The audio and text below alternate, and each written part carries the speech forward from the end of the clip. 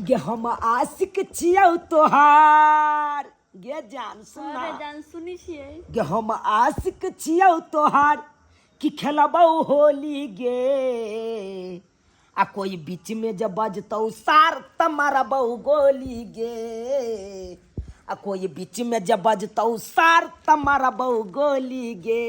रे जान अपना दोनों गोरा के बीच में क्यों नहीं आबि सकी है ताहि दुआरे एहि बीच में जे अतै सार के देखल जेतै बाद में पहले तो गोलिये मारबो हम हैप्पी होली जानू हैप्पी होली हैप्पी होली रे जान तोरा लागी तो हम चले तरस गेल तू कभी अभी होली खेला हमरा से हैप्पी होली देखी